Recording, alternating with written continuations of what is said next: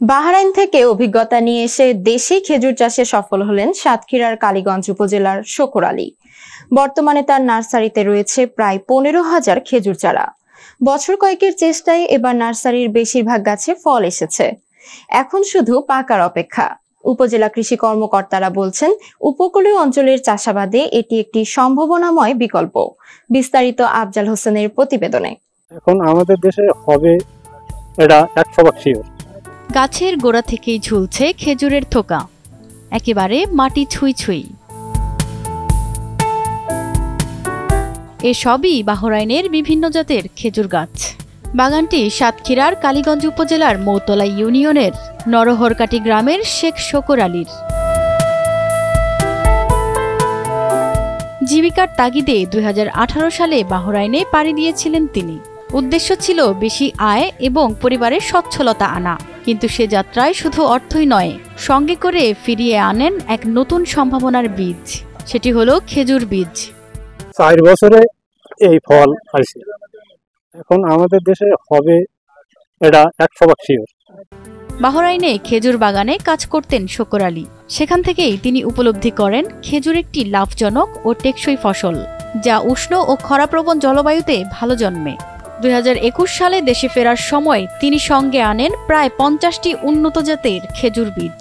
নিজ বাড়ির আঙিনায় সেই বীজ থেকে চারা তৈরি শুরু করেন। আমি 2018 সালে বাহরাইন প্রবাসী হয়েছিলাম, তাই আমি ওইখান থেকে অল্প কিছু বীজ সংগ্রহ করি। ওই বীজ সংগ্রহ করে দেশে এসে মেডিসিনযুক্ত বীজ ওদের কাছে দিয়ে নিয়ে আসি। আসার পরে বাড়ি এসে চারা করিয়ে এই চারা শুরু করি। প্রবাসের অভিজ্ঞতা কাজে লাগিয়ে প্রথম দফায় সফল চারা উৎপাদনের পর 2022 সালে তার 2 ছেলের একজনকে পাঠান বাহরাইন ও অন্যজনকে সৌদি আরবে। তাদের মাধ্যমে আরও 8টি উন্নত জাতের খেজুর বীজ সংগ্রহ করেন তিনি। এই আকারটা বৃহত্তম করব। তারপরই আমার এই 2 ছেলে, একজন বাহরাইন একজন সৌদি আরবে গেল।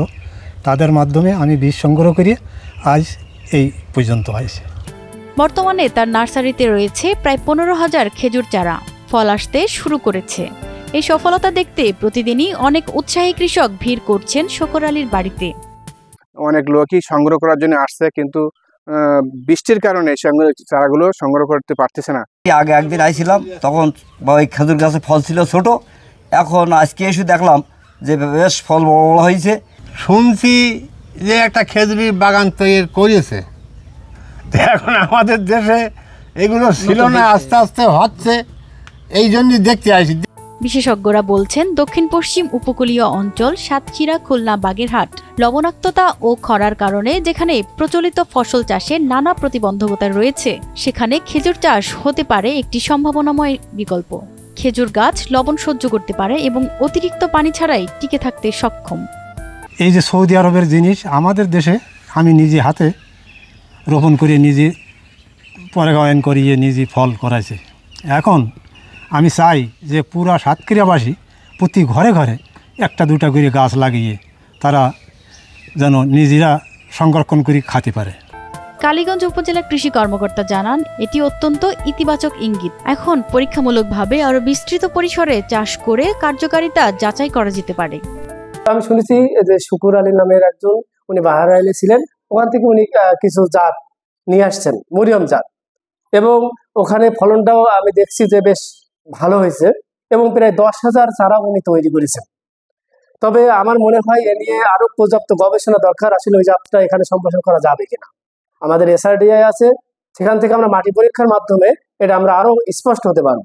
আগে মাটি পরীক্ষা করব এবং অন্যান্য উপযুক্ততা বুঝে তারপরে পরামর্শ দেব এটা কমার্শিয়ালি চাষ করার জন্য।